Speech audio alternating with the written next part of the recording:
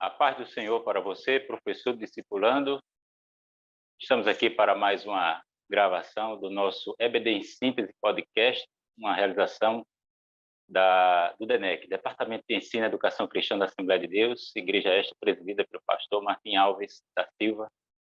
Meus queridos professores discipulando, estou aqui com meus ladeados, por primorosos professores e amigos que têm um vasto serviço aí prestado à igreja de um modo geral e também um serviço que tem conexão com os novos na fé, os novos convertidos. E eu quero aqui já franquear a cada um deles um espaço para eles se dirigirem a você e aproveitando também para compartilhar as impressões em relação à lição de hoje, né? Estaremos estudando o quê, professor Raul?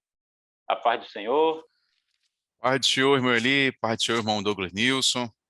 Estamos nós aqui, mais uma vez, alegres e felizes por termos essa oportunidade de estarmos meditando na palavra de Deus, prestando aí serviço ao reino do Senhor. E hoje nós estaremos com esse tema muito pertinente para os dias atuais, a fidelidade no casamento. Lição de número 5, estaremos tratando sobre este assunto. Obrigado, presbítero Raul. Professor Douglas Nilson Moraes, temos adentrado aí um novo trimestre em que estamos tratando, portando uma nova identidade. Temos falado em lições anteriores sobre a cidadania, esta cidadania do reino que temos admitido aqui como sendo assim um dom da graça, um dom da graça. E da lição segunda, desta revista até aqui, temos descrito e discutido alguns pontos relativos ao perfil deste cidadão no reino, E o que, professor Douglas Nilson, poderíamos falar sobre identidade, o que tem a ver a lição de hoje com a identidade cristã e com o perfil do cristão desta nova cidadania? Pai do Senhor, professor Eli, Pai do Senhor, pastor Raul, mais uma vez estamos aqui dando continuidade nessa lição que estamos tratando sobre o Sermão do Monte. Jesus vem discorrer sobre vários assuntos que vai construir essa nova identidade cristã e o contexto de família ele não pode ficar de fora. E veja que os desafios que hoje nós vivenciamos, nos tempos de Jesus, haviam desafios tais quais em que muitas vezes o significado de família ele estava sendo relativizado por outros valores que nós temos hoje, mas assim como naquele contexto essa temática era muito relevante e atual, assim é a temática da fidelidade no casamento para os nossos dias. Obrigado, professor Douglas Nilson. Meus queridos professores discipulando, você que faz parte aí do quadro docente e se ocupa do ensino dos nossos convertidos, mas você também que não tem vínculo com o quadro, o corpo de professores discipulando, mas se interessou por este conteúdo e quem sabe sequer é professor da EBD, mas tem sido abençoado por este material, pelos subsídios destas gravações. Eu quero aqui te encorajar a se inscrever neste canal do podcast da Assembleia de Deus, da IADERN, e também acompanhar as aulas dos demais segmentos. E adentrando aqui, meus queridos amigos aqui, professor Raul, professor Douglas Nilson, a fidelidade no casamento, o texto base desta lição é Mateus capítulo 5, versículos de 27 a 32, e estaremos aqui falando sobre pureza, a pureza não só do corpo, mas também da mente, a pureza dos sentimentos, a pureza nas palavras, a pureza nos atos. Quer dizer, estaremos aqui tendo em consideração, ou tendo em perspectiva a fidelidade no sentido amplo, requerida dentro do contexto conjugal. E a pureza de si mesmo, que diz respeito ao próprio cristão, o próprio cidadão do reino, e a pureza do outro, a pureza do nosso semelhante, a pureza do próximo, a pureza dos nossos irmãos, né? E que venhamos direta e indiretamente contribuir com essa pureza, por essa pureza, ao invés de sabotarmos e comprometermos e solaparmos o princípio da pureza requerida pela palavra de Deus. Agora, professor Douglas Nilson, o que dizer da moderna minimização da proibição do adultério, da censura para a prática do adultério que nós vemos e constatamos hoje, né, nessa sociedade contemporânea? Eli, a questão do adultério nos nossos dias, ele acaba sendo transformado e nós temos que sempre olhar o que o novo convertido, que é o nosso alvo, né, como é que ele adentra ao contexto cristão, vindo de uma sociedade em que os valores eles eram totalmente deturpados. Então, o adultério ele não tem o peso do pecado. Então, no contexto extra-igreja, ele faz parte de uma vivência natural. Cada vez mais os homens, tanto homens quanto mulher, para satisfazer o seu ego, para satisfazer as concupiscências da carne, eles vão vivendo relações que hoje se falam em relações abertas, relações que envolvem mais de uma pessoa, ou seja, o contexto de adultério ele vai sendo tornado comum, vão mudando, a sociedade vai desconstruindo esse termo pecado, vai fazendo com que eles vejam isso como normal. Nós vemos muitas vezes até no contexto televisivo, em filmes, em literaturas, em que aquilo que no passado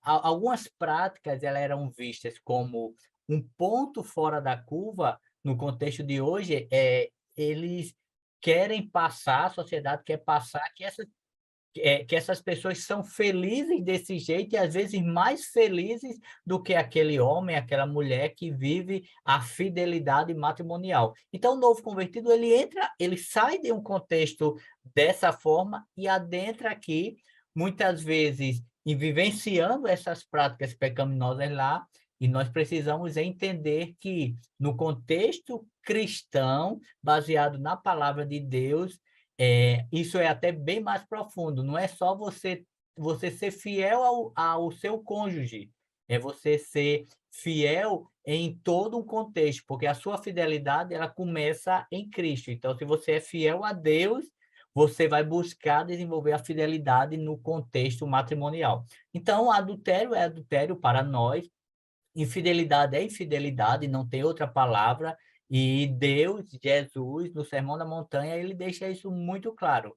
Nós, como cristãos, precisamos entender que viver para Cristo é renunciar às práticas pecaminosas do mundo, e isso envolve a prática da infidelidade conjugal. Verdade, professor Douglas Nilson.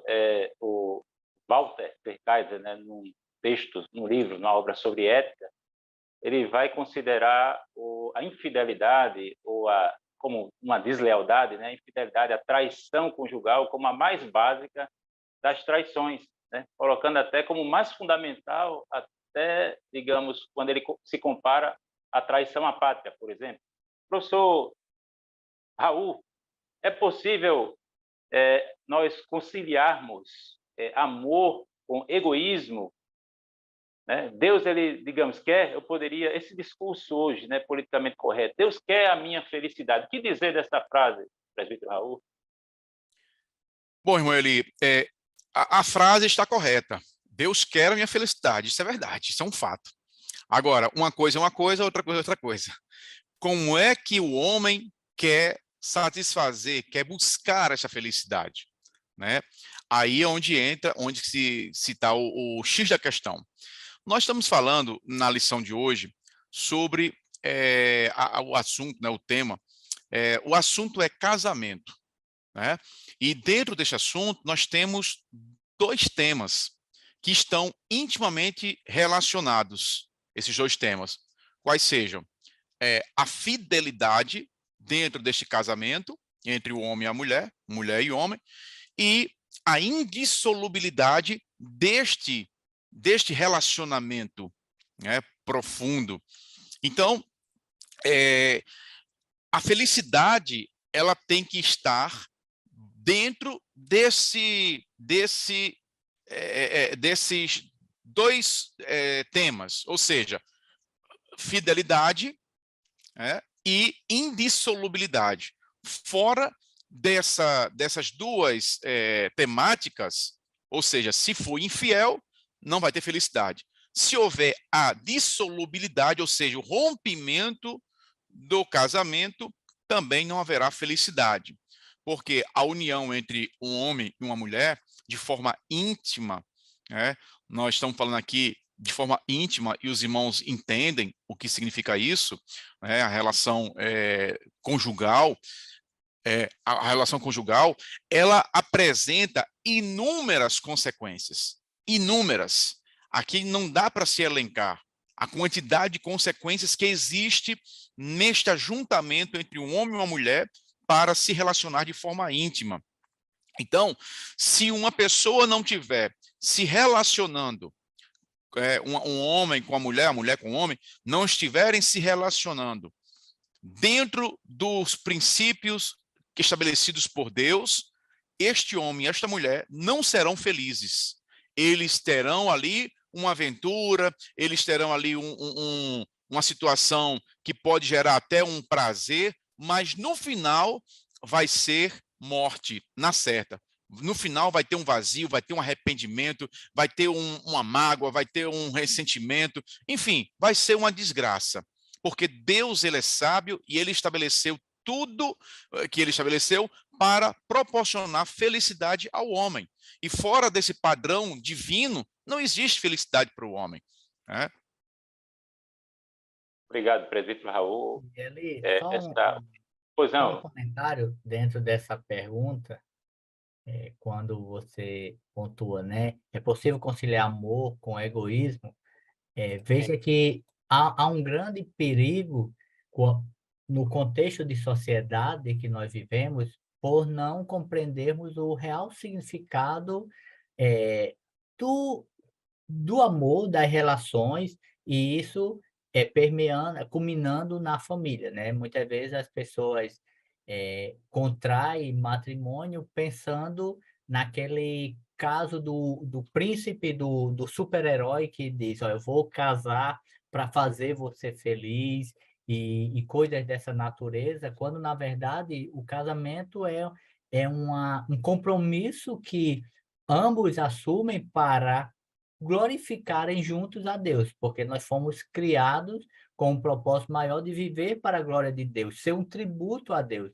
Então, a partir do momento que contraímos matrimônio, nós assumimos diante de Deus que aqueles individuais que glorificavam a Deus nas suas particularidades, agora vão ser um para continuar glorificando a Deus. É união monossomática, né? Uma só carne, heterossexual, porque macho e fêmea, né? Tratam-se de macho e fêmea, indissolúvel, né? O pastor Raul já mencionou. E também, irmãos, também acrescente-se que... Um cônjuge com apenas outro, que tem a ver com o que a gente está estudando hoje, que é fidelidade, né, ao cônjuge. Isso. Monogâmico. E essa questão da busca pela felicidade, né? Ela permeia a vida do ser humano, porque o ser humano está sempre em busca desta felicidade. E aí a gente vê o seguinte, o segredo da felicidade consiste em tentar fazer o outro ser feliz. Aí é onde está a dualidade, felicidade e egoísmo, né? Conforme a pergunta que você fez, Marli. Se você buscar a felicidade do outro, em ver o outro feliz por uma ação que você praticou, você vai estar sendo feliz também. Você vai se sentir feliz. Então veja que não há egoísmo nesta relação. Há sim, por outro lado, um altruísmo, querer o bem do cônjuge. Então, realmente o egoísmo não cabe dentro desta relação do casamento, dessa relação íntima que acontece dentro do casamento. O egoísta ele vai usar o outro, né? Vai considerar o outro como um meio para ele ser ou para ele buscar a felicidade. E também fica complicado para uma pessoa que não é feliz, digamos, a pessoa é infeliz, se considera infeliz. E como é que ela vai entrar e se aventurar num relacionamento conjugal para fazer o outro feliz se ela não é infeliz? Aliás, se ela é infeliz, já é infeliz, né? E ela, como é que ela vai esperar isso, né? Cobrar isso do outro, criar essa expectativa. Não, eu quero que fulano e tal me faça feliz. Ela já é infeliz. Aí fica complicado, né? Parece que o outro é que tem a obrigação para com ela. E o segredo é isso aí. Você tem que entender que a sua felicidade consiste em se esforçar para fazer o outro feliz. Se você fizer isso, meu amigo, pode acreditar, você vai encontrar felicidade. Agora, se você ficar esperando ser feliz com a ação do outro, aí você tem uma grande chance de ser uma pessoa infeliz, né? E aí, nesse contexto, quando nós buscamos viver essa relação de eu preciso ser feliz, eu preciso ser feliz, o outro assume muitas vezes uma posição de Deus, porque nós sabemos que quem vai nos preencher e nos completar em felicidade é apenas o próprio Deus. E qualquer relação de felicidade horizontal, humana, ela passa por uma boa relação vertical para nós cristãos. Verdade. Então, quando não entendemos isso, nós vamos transferir para o outro o motivo da minha felicidade. Aí o outro me frustra, porque ele é O pecador. fundamento, o É o fundamento da... fundamento. O outro me frustra porque é pecador como eu. E aí eu vou ficar esperando dele algo que só Deus pode fazer por mim. O Sr. Douglas tem até um livro que é Quando os Pecadores Dizem Sim.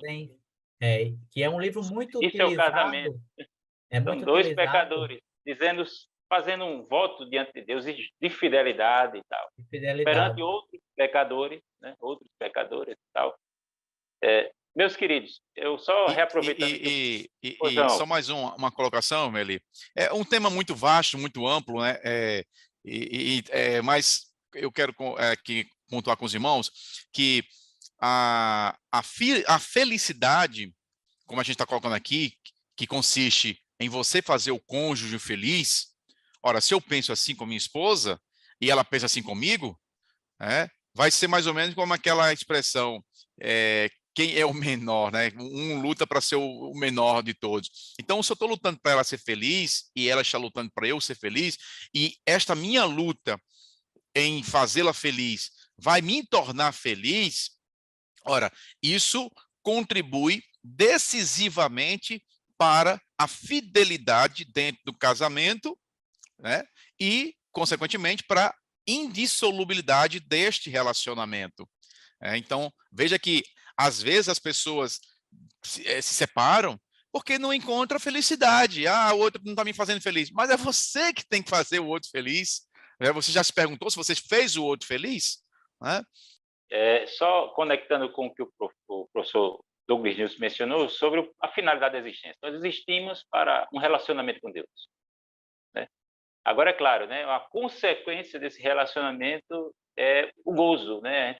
A gente vai desfrutar, um dia nós desfrutaremos de Deus para sempre e, digamos que a felicidade seria, pelo menos, não a curto prazo, mas a médio e longo prazo, né? É uma promessa de Deus para a igreja. Inclusive, o casamento é um sinal, o casamento aponta para a nossa união definitiva com Cristo, um dia, né? Então, o casamento não é uma finalidade em si mesmo. Então, a gente, se alguém coloca... Porque você pode, digamos, tratar coisas boas da criação e colocar nelas, digamos, suas esperanças últimas e fazer com que este relacionamento, esta instituição, né, digamos, seja o seu fundamento final e digamos, se torne, digamos, o alvo das suas mais profundas aspirações. Aí fica complicado, aí já é idolatria, você já está degenerando uma instituição que Deus criou, né? E não você está buscando uma instituição finita, limitada, temporária, uma coisa que só Deus pode lhe oferecer. Tá certo? Meus queridos, avançando aqui para o primeiro tópico, estaremos falando... Moeli, me permita só fazer mais uma colocação, Certo. baseado nisso que você está falando.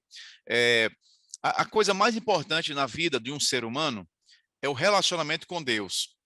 Até porque é Deus que, como já falou o professor Douglas Nilson, é Deus que preenche o ser humano. As demais coisas que estão à nossa volta, que Deus nos concede termos para cuidarmos, para zelarmos, isso aí são coisas secundárias. Mas a Sofrimento coisa... pode fazer parte também, né? Pode. A segunda coisa mais importante na vida de um ser humano, para aqueles que se casam, é o casamento. A primeira coisa é o relacionamento com Deus, porque você vai morar com Deus um dia. Um dia o cônjuge vai morrer, você vai morrer ou o cônjuge vai morrer e essa união vai ser dissolvida. E para o céu, se os cônjuges, né, o homem e a mulher forem para o céu, lá não vão se casar, não vão ser casados. Ah, porque eu era casado aqui na terra, lá no céu também eu vou continuar casado com a minha esposa. Não existe isso. Né? A partir do momento que nós formos morar no céu, nós teremos um corpo glorioso, diferente. Então, o casamento ele é finito. Mas, do ponto de vista social, humano e até espiritual, a segunda coisa mais importante da vida do ser humano, para aqueles que se casam, é o casamento. Por que eu estou falando para aqueles que se casam? Porque tem pessoas que não se casam, e isso não tem nenhum problema. Paulo diz, olha, eu gostaria muito que vocês não se casassem, fosse que nem eu, né? Porque casar é uma necessidade. É uma necessidade para algumas pessoas. Tem pessoas que não sentem necessidade, como o apóstolo Paulo mesmo. Né? Aí ele diz assim, olha, eu queria que vocês ficassem sem se casar, porque quem se casa tem muitas tribulações, porque vai ter que agradar o cônjuge. Ele fala isso, né? Mas, para que você não fique abrasado, se você não pode se conter, então é melhor que se case. Então, ele deu, a Bíblia ela nos orienta sobre isso. Mas a segunda, então, o relacionamento com Deus é a coisa mais importante da vida do ser humano, e depois do relacionamento com Deus é o casamento. Por quê? Porque a própria relação de Cristo com a igreja é comparada a um casamento, a uma junção de corpos, de pessoas que devem pensar num só propósito, né? E então veja que isso é muito profundo, e a fidelidade nessa relação e a indissolubilidade desta relação é algo que Deus assim deseja para o bem, para a felicidade real daqueles do casal, né, do homem e da mulher. Obrigado, professor. Só 2 pontos para a gente fechar essa questão da felicidade, relacionando felicidade e casamento. Salmo 128, um dos pilares da família, aliás, da vida, né? Da existência, nós temos ali: bem-aventurado o homem que teme ao Senhor, ou seja, a crença no Deus verdadeiro, a religião, é um dos pilares. Comerá do fruto do trabalho das suas mãos. Trabalho, feliz serás e tudo irá bem. Aí outro aspecto dessa bem-aventurança seria um outro pilar. Aí a mulher é como a videira frutífera, os filhos como planta de oliveira, a roda da sua mesa. Né? Assim será abençoado o homem que teme ao Senhor. Então, o casamento, a família, estão presentes aí como uma das colunas, um dos pilares da felicidade. Salmo 128. E mais um ponto é que, se você observar as Escrituras, é estranho uma pessoa que, digamos, algum personagem bíblico que era feliz fora do contexto do casamento ou da família. Fora do contexto. Você só tem Jesus e o apóstolo Paulo, se é que ele não foi alguma vez casado ou ele era viúva. A gente não pode ser dogmático ou conclusivo em relação a essa questão, né? Mas o padrão das Escrituras é que a felicidade está dentro do contexto da família. Meus queridos, agora vamos adentrar aqui ao primeiro tópico. Jesus condena a luxúria. Temos mencionado aí o problema do egoísmo, ou da falta de altruísmo, e a luxúria ela digamos, um sintoma, né, de uma prática egoísta, sintoma, digamos, muito que desmoraliza e chama muita atenção, né, e que prejudica o casamento, compromete a união conjugal, né? E o problema da luxúria, né, ela está conectada com a questão da sua postura diante do outro. Quando você vê o outro dentro do relacionamento conjugal e fora do relacionamento conjugal também, né? Quando você considera o outro como meio para um fim. Aí aqui você vai incluir todas as uniões ilícitas e abomináveis, né? Seja uma relação fora do casamento, antes do casamento, seja a união de um homem com um animal, de um homem com um cadáver, de um homem de um indivíduo com uma criança, né, pedofilia. Então, tudo entraria nesse problema, nessa relação aqui ao invés de considerar o outro como fim em si mesmo, que é a prática do amor, o exercício do amor, você ter o outro como fim em si mesmo. Pelo contrário, você considerar o outro como meio para o fim. Você usar o outro, ou se permitir ser usado, né? Professor Douglas Nilson, o 7º mandamento, né? Não adulterarás, e a interpretação que Jesus faz do 7º mandamento, ele está, na verdade, condenando a atração de um homem simplesmente pela mulher. O que ele exatamente está condenando aí? Proibindo. Aquele que olhar para a mulher com intenção impura, já adulterou com ela? Como assim? Então, eu queria ler o texto, Mateus 5, 27, 30. Jesus afirma o seguinte: ouviste o que foi dito aos antigos, não cometerás adultério. Eu, porém, vos digo que qualquer que atentar numa mulher para a cobiçar, já em seu coração cometeu adultério com ela. E aí ele vai seguir, mas essa primeira parte, imagina num contexto em que algumas linhas, né, de, de, de, de historiadores afirma que havia uma certa relativização da família naquele contexto, em que homens abria mão do seu casamento e dava uma carta de desquite e estava tudo ok, e ele seguia e contraía novo matrimônio. Era uma sociedade em que esses valores estavam totalmente permeados. Então veja que Jesus agora, ele vai, porque como nós falamos desde a primeira aula, Jesus aqui não está mudando algo que estava posto, uma lei, mas Jesus está trazendo uma compreensão correta dessa lei que os fariseus, os escribas, não a faziam. Ainda que tivessem zelo, muitas vezes colocavam fardos, buscando ter um controle maior, mas havia muitas fragilidades. Então, veja que Jesus está dizendo o quê?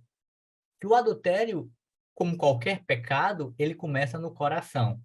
Então, não é o fato de eu dar uma cantada em uma mulher, ou querer me relacionar com essa mulher, ou consumar de fato uma intimidade com a mulher que eu adulterei. Então, Jesus está dizendo o seguinte, que é no coração onde surgem as práticas pecaminosas. Então, quando eu atento para uma mulher, e esse atentar não é um olhar desapercebido. Quando eu atento para uma mulher e ao atentar, eu começo a construir uma imagem de uma relação virtual que facilmente poderia ser real, mas aí vem o que? O contexto de religiosidade. Não, eu não posso fazer isso, mas eu faço no coração, por quê? Porque ninguém sabe. Aí Jesus disse, você já cometeu. E esse mesmo princípio, ele vai usar para o fato de matar alguém, o fato de você ser um assassino. Então, no coração é que surge. Então, não é o ato de olhar, é muito mais do que isso, porque o olhar, dependendo como o seu coração se prende àquele olhar ou se porta, você já está em um ato de adultério. Presbítero Raul, arrancar o olho direito. É para a gente interpretar, digamos, literalmente, esse versículo? Jesus ele foi enfático a respeito daquilo que é causa do pecado, né? Como já falou o professor Douglas Nilson, o pecado, antes de se revelar no mundo material, a sua gênesis ocorre no mundo espiritual. O pecado ele tem origem lá. Então, tudo aquilo que uma pessoa concebe no pensamento como se quisesse fazer aquilo no seu pensamento, ele já fez. Ele já fez, porque o que separa a prática física daquela prática que ele está apresentando ali, ainda que no pensamento, é apenas a oportunidade de fazê-lo. Então, o pecado, ele é de origem espiritual. Ele poderá ou não se materializar, se apresentar diante dos homens.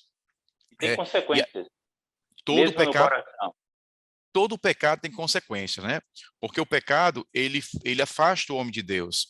E é por isso que nós temos sempre que pedir perdão a Deus, porque às vezes a gente peca sem querer, né?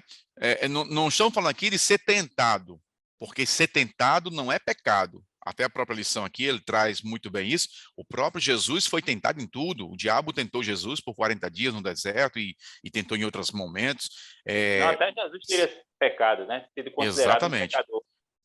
A carta aos Hebreus diz que Jesus foi tentado em tudo, mas sem pecado. Ele não pecou.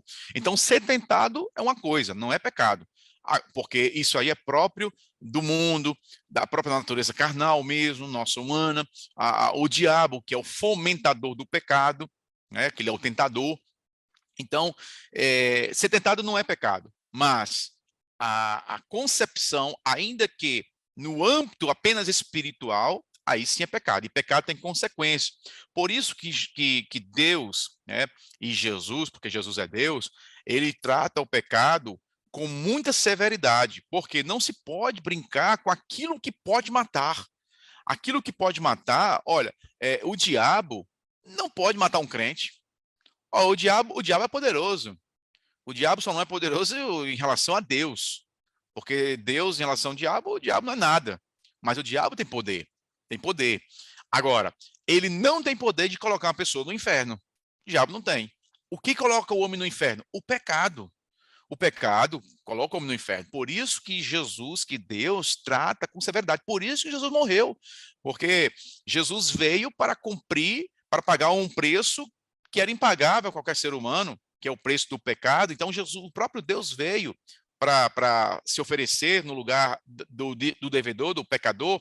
Então, o pecado tem consequência. Então, Jesus, ele traz aqui uma figura muito austera, mas necessária, para dizer assim, ó, meu amigo, se teu olho te escandaliza, corta, lança fora o teu olho, porque te é melhor entrar no reino de Deus com um olho do que tendo os dois e ir para o inferno.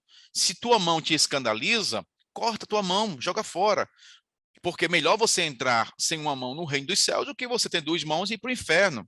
Logicamente que Jesus não estava se referindo a cortar literalmente a mão ou arrancar o olho literalmente. Jesus estava dizendo o seguinte, olha, se possível fosse, era melhor fazer isso. Ele estava chamando a atenção. Ele estava dizendo assim, porque sem um olho você não vê, né? E sem uma mão você não trabalha, né? Então Jesus estava dizendo assim, olha, é mais importante você ficar sem poder trabalhar, é mais importante você ficar sem a sua capacidade física total, é mais importante você ficar sem essa capacidade do que você pecar. Porque o pecado leva o homem, ou leva a consequências eternas. O homem vai passar a eternidade sem Deus. Então, é importante que a gente tenha o pecado como algo terrível. E a gente não pode ser transigente com o pecado. O pecado é terrível. Ainda que a gente peque, a gente tem que reprovar o pecado. A gente não, o crente é diferente, já falamos em aulas anteriores, que o crente é diferente, uma pessoa em Jesus é diferente de uma pessoa que não conhece a Deus. Por quê? Porque o crente, quando ele peca, ele sente tristeza. Ele pede perdão a Deus, ele vai se reconciliar com Deus, né? E o Senhor perdoa.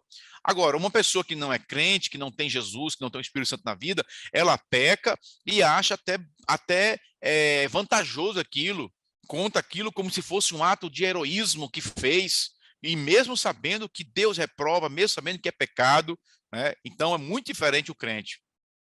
E Raul, só uma fala dentro disso, é interessante porque Jesus, nesse sermão, ele vem apresentar atitudes radicais para os seus seguidores, né?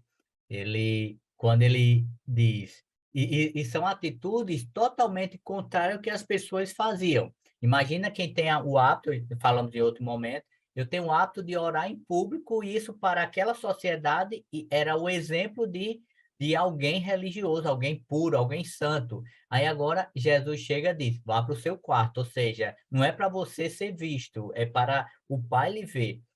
A questão de jejum, havia toda uma prática por trás do jejum para aquele povo, que quando alguém olhasse assim, olha, Raul está com cabelo por fazer, é porque ele está em jejum, esse homem é muito santo, não chegue perto. Aí Jesus disse, você tem que ser normal como qualquer dia.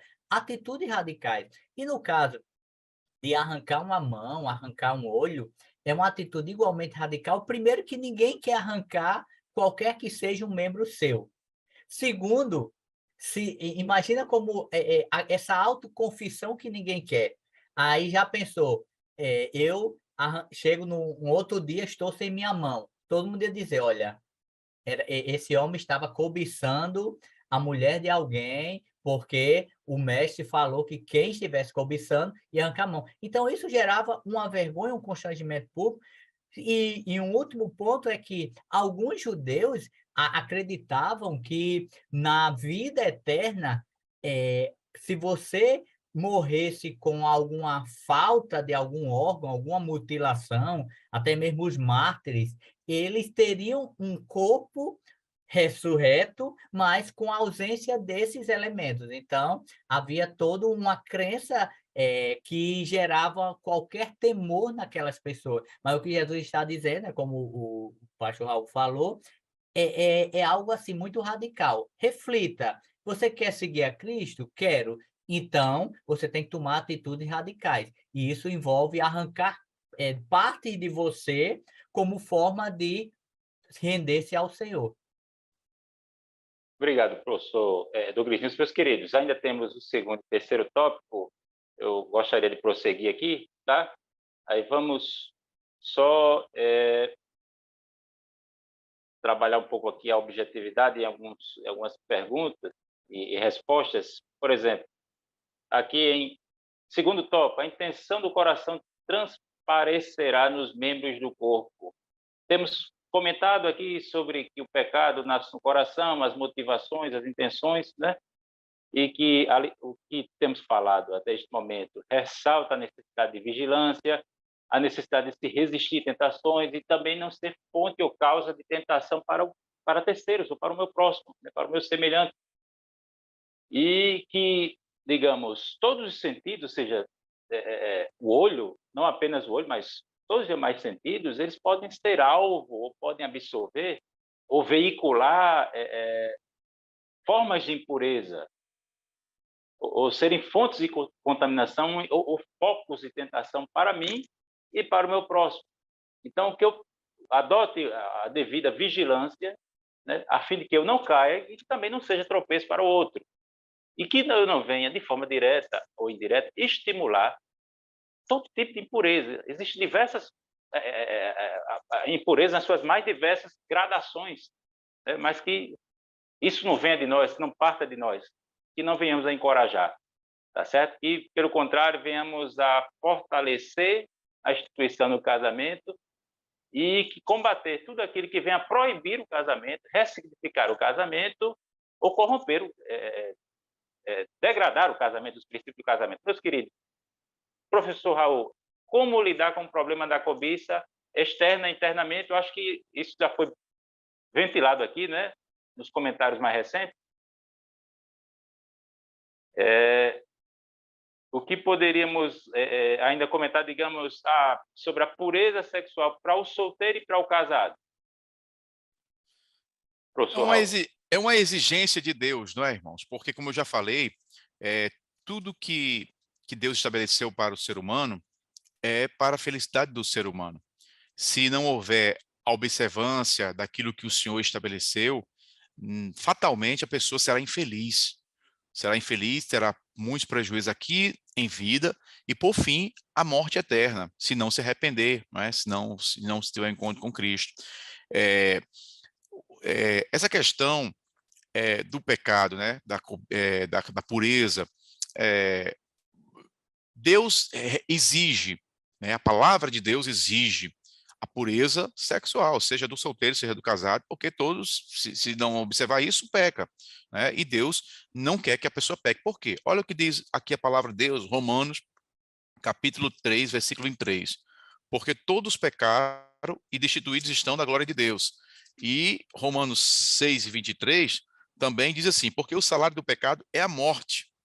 O salário do pecado é a morte. Ou seja, o pecado gera morte. E quando Jesus veio, todos pecaram, né? Como o apóstolo Paulo fala aqui em Romanos 3, 23, todos pecaram, destituídos estão da glória de Deus. Então, aquele povo de Israel, apesar de ser os religiosos da época, apesar de ser a nação escolhida por Deus, eles se afastaram da lei do Senhor, da verdadeira interpretação da lei do Senhor, de maneira que eles tinham pecado e estavam mortos nos seus delitos, né, nos seus delitos, nas suas práticas delituosas. E aí, Jesus vem com esse discurso radical aos olhos daquelas pessoas que estavam acostumadas a praticar atos pecaminosos, porque aquela geração era adúltera, aquela geração não era pura sexualmente. Jesus disse, uma geração adúltera e perversa me pede um sinal, mas não será dado outro sinal senão o que aconteceu com o profeta Jonas, se referindo à sua morte, que ele passaria 3 dias no seio da terra, sepultado, e ao terceiro dia ressuscitaria, como de fato aconteceu. Então, aquela sociedade era adúltera, e deturpar a palavra de Deus, interpretar ao seu bel prazer, e Jesus ele vem tratar aos olhos dele com radicalismo. Não é radical isso não é radical. O tratamento tem que se dar ao pecado, tem que ser radical, não pode se transigir com o pecado. Pecado mata, é como um veneno. Você vai botar um pouquinho de veneno na boca? Você tem que afastar-se do veneno, você não pode botar veneno na boca. Se botar veneno na boca, mais só um pouquinho, vai morrer, vai ficar esfumando, vai cair, vai ter problemas neurológicos, enfim. Pecado não é brinquedo, é um tirano. O pecado mata. É como eu já disse, olhe, é a única coisa que pode levar o homem para o inferno. O diabo não leva ninguém para o inferno, ele não tem esse poder. Ele quer que o homem vá para o inferno. Ele quer, mas ele não tem esse poder. O poder de levar o homem para o inferno é o pecado. Graças a Deus que, para isso, Jesus veio para desfazer o pecado, para nos perdoar e nos levar para o céu. Então, Deus requer de nós a pureza sexual, seja para o solteiro, seja para o casado, porque isso vai gerar vida. Isso é bênção para o ser humano.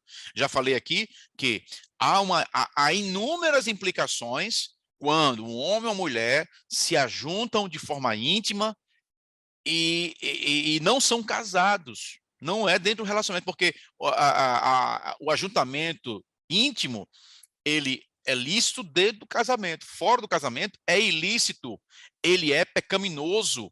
E diga-se passagem, é até na sociedade, ainda que seja uma sociedade corrompida, é até mal visto pela sociedade. Tem muitas pessoas que estão nem aí, mas quando você fala assim, ó, fulano traiu ciclana, que era casado, todo mundo, que coisa feia, né?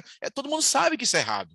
Todo mundo sabe. Agora, tem pessoas que praticam e brincam com isso, fica praticando como se isso fosse brinquedo, mas não é brinquedo, né? Então, a gente tem que saber que Deus estabeleceu essas coisas para nós, para a gente ser feliz, para nós sermos felizes, né? Porque se houver aí o ajuntamento de pessoas, né, e relacionar-se intimamente, há inúmeras consequências terríveis, como decepção, desilusão, se sentir como se fosse um objeto, desprezado, isso para o homem ou para a mulher, sem contar com as inúmeras doenças que surgem por causa dessa prática. Doenças terríveis, doenças fatais surgem por causa dessa prática. Então veja como isso é terrível.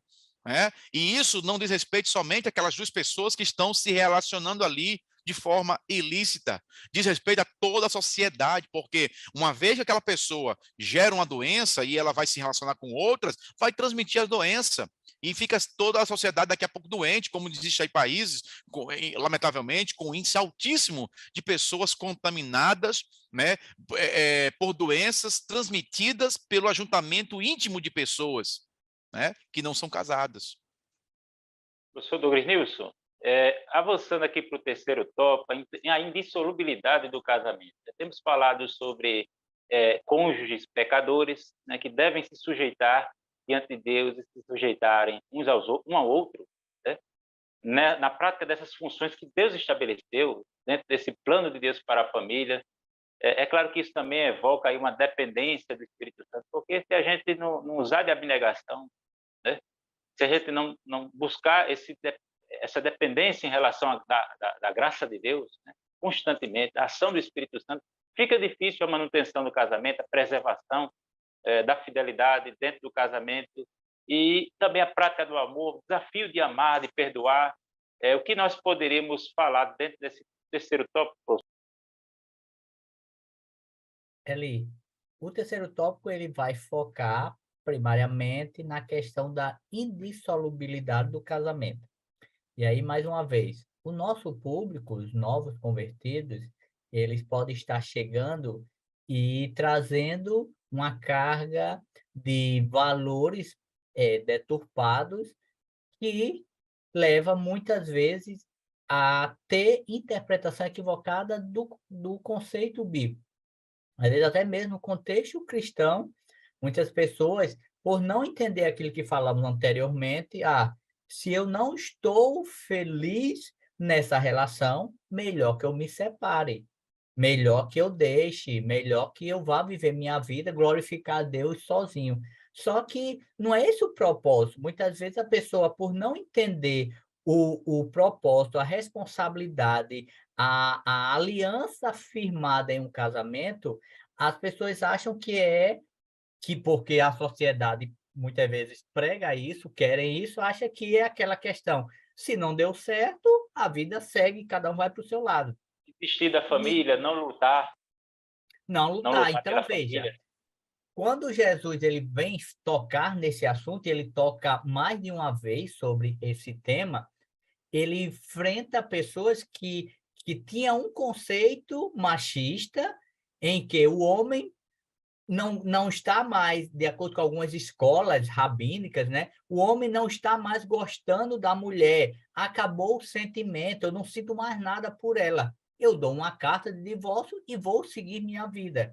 E aí Jesus, ele vai dizer algo que é muito mais profundo. Ele diz, olha, nós não devemos tornar essa aliança algo dissolúvel.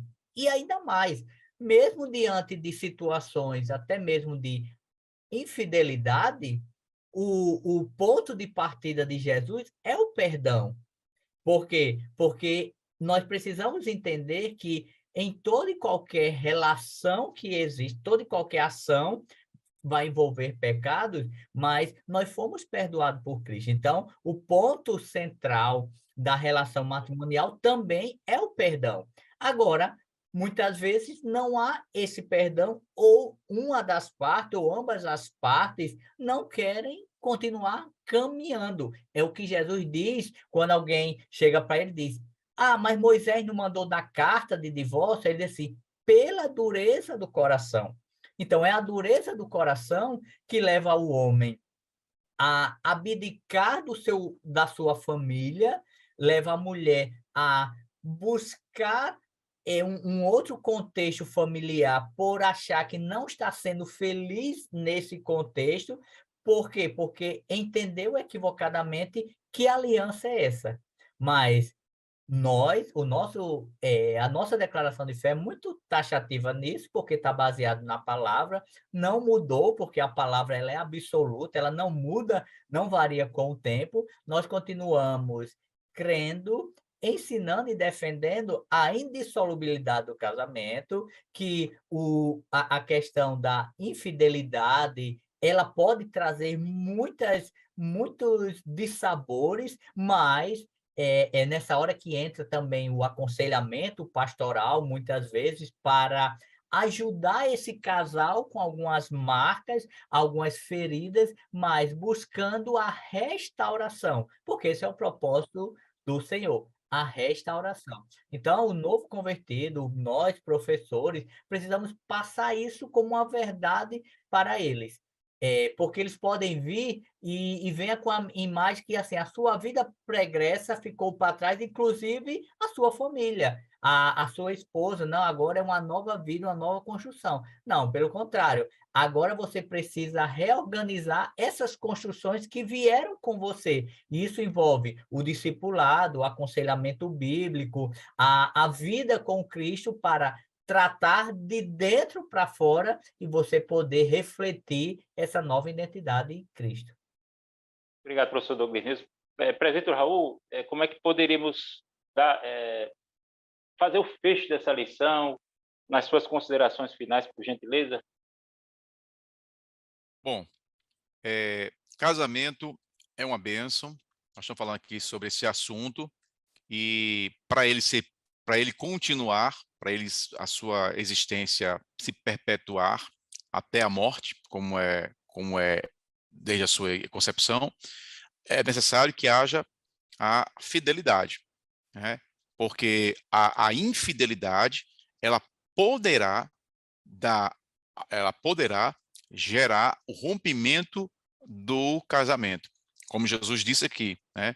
Aquele que deixar sua esposa, ou vale para o cônjuge também, aquele que deixar seu marido, por qualquer razão, a não ser por causa da infidelidade conjugal, aí vai estar em sérias consequências. Então, foi Jesus quem falou, e tem uma outra hipótese também, né, que a Bíblia traz, que da questão do divórcio, que Paulo trata sobre isso lá em 1 Coríntios, a lição traz aqui, 1 Coríntios, capítulo 7, quando o cônjuge que não é crente, ele resolve deixar o outro que é crente. Imagine que o marido não é crente, a mulher é crente, aí o marido diz assim, olha, porque você é crente, eu vou me embora. E aí Paulo diz, olha, se ele fosse embora, você fica livre, né? Porque você não vai buscar isso, mas se ele quer lhe proibir de servir ao Senhor, como eu já falei, a coisa mais importante da vida do ser humano é o relacionamento com Deus. Depois vem as outras coisas, incluindo o casamento, que é a segunda coisa mais importante na vida de um ser humano. Então, essas duas hipóteses estão previstas na Bíblia, né, para dissolução do casamento, e casamento é uma bênção. As pessoas, às vezes, como já falou o professor Douglas News, quer sair de um relacionamento para ir para o outro, achando que vai ser feliz no outro. E aí é lei de engano. Porque se eu estou buscando a felicidade no outro, ou seja, que eu quero que o outro faça-me feliz, a gente já viu aqui que se você quer ser feliz, faça o outro feliz. Aí você vai ficar feliz em fazer o outro feliz, né? Se você for atrás de felicidade, esperar que o outro lhe proporcione felicidade, você vai se frustrar, pode dar margem para você dizer que quer se separar por causa disso, vai buscar um outro relacionamento, vai ter a mesma necessidade, vão surgir os mesmos problemas, e aí vai ficar eternamente mudando, pulando de galho em galho, né? Não vai dar certo. Todos esses rompimentos trazem traumas terríveis, talvez até indeléveis para o espírito, para a alma dos envolvidos ali nessa ruptura. Isso é muito sério. É muito sério o negócio desse. E a vida é muito curta para a gente ter mais de um relacionamento, né? Eu vou fazer 22 anos de casado com a minha esposa e eu digo para você, meu irmão, que não é fácil. Não é fácil. Eu amo a minha esposa. Amo a minha esposa, só amo a Jesus mais do que ela. Eu já disse para ela já. Mas nós temos 5 filhos, amo os meus filhos, mas não é fácil. Não é fácil. Apesar de eu amá-la, não é fácil, porque é normal a convivência. Você, quando você vivia com seu pai, ou você que vive com o pai ainda, você não discute com o pai? Às vezes o pai quer uma coisa, você quer outra, e aquela coisa, aquele conflito de ideias ali. Com a mãe a mesma coisa, pessoas que mais caras que você tem quando você é pequeno, né, quando você está sob a tutela deles. Então, veja que é natural as divergências, mas o casamento é uma bênção. E para fechar aqui, já estou falando muito, uma vez eu estava na universidade e eu estava num laboratório de informática, logo quando estavam surgindo os computadores, a gente estava lá fazendo trabalho. E eu estava fazendo meu trabalho, eu tinha três jovens conversando na mesa seguinte, assim, no lado, e eles estavam falando sobre casamento. E aí dizendo que não quero casar não, casamento é muito ruim, não sei o quê. E eram 3 rapazes, era uma moça e 2 rapazes, né? Pelo que eu escutei da conversa, do curso de administração. E eu lá escutando, aí não me contive e entrei na conversa. Aí eu disse, rapaz, eu estava escutando vocês conversarem aqui sobre o casamento, dizendo que o casamento não é ruim e que é muito problema e tal. Eu vou fazer uma pergunta para vocês. Vocês são do curso de administração, correto? Sim. Vocês gostariam de uma pequena empresa, de administrar uma pequena empresa ou uma grande empresa? Uma empresa assim, tamanho do Brasil, uma multinacional, vocês gostariam de qual? Eles não responderam, mas eu sei que vocês gostariam de administrar a maior empresa possível. Me diga uma coisa, uma grande empresa tem problema? Sim ou não? Vocês são da administração. Lógico que tem muito problema. Vocês aconselhariam os donos da empresa, os acionistas, a extinguir aquela empresa porque dá problema? Ou vocês encaram aquele problema como desafios e que é inerente daquela grande empresa? Assim, meu amigo, como diz na linguagem jurídica, mutatis mutandis, ou seja, com as devidas adequações, assim é no casamento. É um grande negócio. Tem os probleminha, mas você vai ter que administrar para o seu bem, para a sua felicidade e para a glória de Deus. Professor Douglas Nilson, suas considerações finais, por favor. Ali, dois pontos, dentro o comentário que o pastor Raul falou na questão do cônjuge, quando não é crente e decide partir, e a palavra deixa claro que você não vai viver sob um jugo. Mas o contrário não é uma permissão para o crente. Então, o crente, ele é casado com um descrente, a palavra diz que ele santifica o descrente. Então, não tem essa prerrogativa do crente dizer, agora eu sou crente, se você não aceitar Jesus, então você vai embora, porque eu só vou caminhar com quem é crente. Essa prerrogativa não vai existir para nós crentes. Isso é um ponto. E um outro ponto é que na questão do amor, né? Amor, uma relação, nessa questão ainda de solubilidade, amor é o mesmo que sentimento. Então, veja que, por nós não compreendermos bem esse amor que deve permear relações, nós transformamos o casamento sendo conduzido por sentimentos. E sentimentos, ele tem seus altos e baixos. O pastor Raul disse, sou casado há 22 anos.